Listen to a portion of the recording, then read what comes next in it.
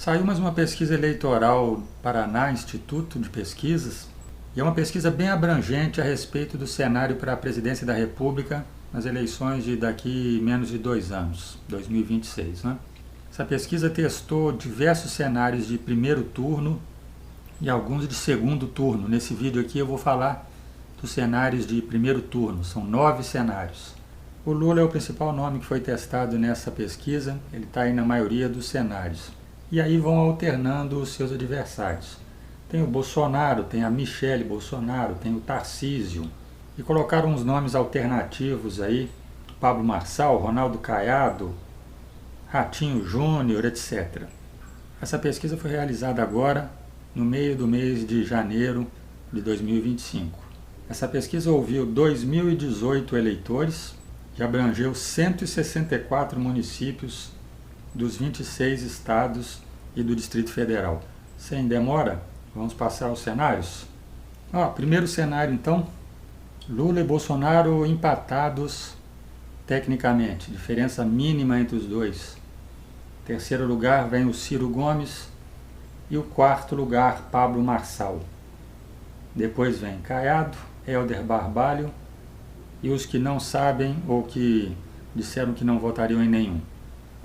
O segundo cenário, Bolsonaro já aparece em primeiro lugar, colocando 2,9 pontos percentuais à frente do Lula. Qual foi a diferença do primeiro cenário para esse segundo, em que o Bolsonaro ganha? Por que o Bolsonaro perde no primeiro e nesse segundo ele ganha? Se vocês observarem os nomes, vão ver que a diferença foi que o Pablo Marçal, que estava no primeiro, não está no segundo cenário. Ou seja, o Pablo Marçal entrando, ele rouba um pouco dos votos do Bolsonaro, fazendo com que o Lula passe à frente.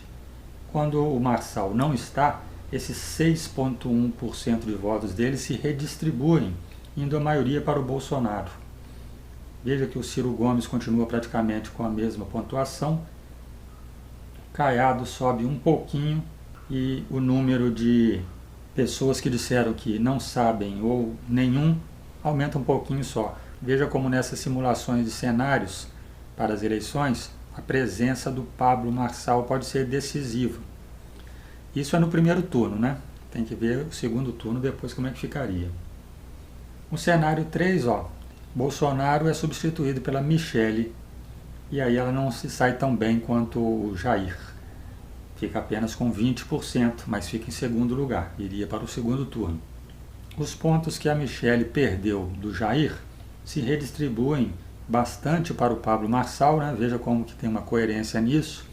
Ele agora sobe para 11,5%. Sobe um pouquinho também o Caiado.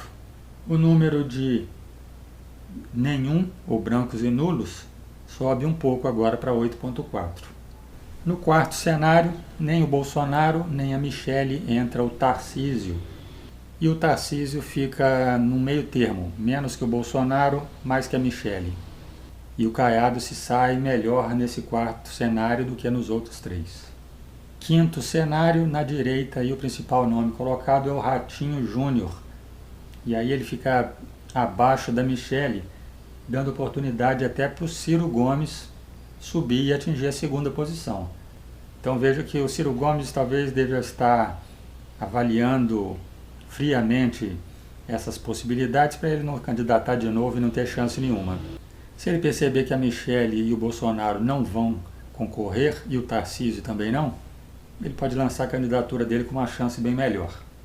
Sexto cenário agora, nem Bolsonaro, né? O Bolsonaro ele entra aí, mas ele está inelegível, né? Todo mundo está sabendo disso. Sexto cenário, não colocam o Lula. É o primeiro cenário que prevê a possibilidade do Lula não querer se candidatar, provavelmente pela idade, pelo cansaço. E aí é um cenário de equilíbrio, com o Tarcísio pulando na frente. Segundo lugar, Ciro Gomes. O candidato no lugar do Lula seria o Haddad, fica em terceiro. Ronaldo Caiado com pouca chance de qualquer forma. Sétimo cenário agora, Michele contra Haddad. E a Michele fica em primeiro. O Haddad perde até para o Ciro Gomes. Oitavo cenário, favorável para o Ciro Gomes, que consegue atingir a ponta ali, empatado com o Tarcísio de Freitas. Caiado continua com os seus 8 e pouco nesse cenário também. O nono cenário é mais um em que a Michele tem chance, fica com 30%, à frente do Ciro Gomes, com 26%, Caiado com a sua pontuação costumeira aí de todos os cenários. Colocaram a Gleisi Hoffmann em vez do Lula e em vez do Haddad, e a Gleisi não demonstra força, ela fica com 8%. Bem, resumo da ópera, parece que a direita tem alguns candidatos fortes, a esquerda basicamente está dependendo do Lula, nem o Haddad consegue lançar um voo muito alto. No próximo vídeo eu falo dos cenários para o segundo turno, que é o que decide as eleições. Até lá!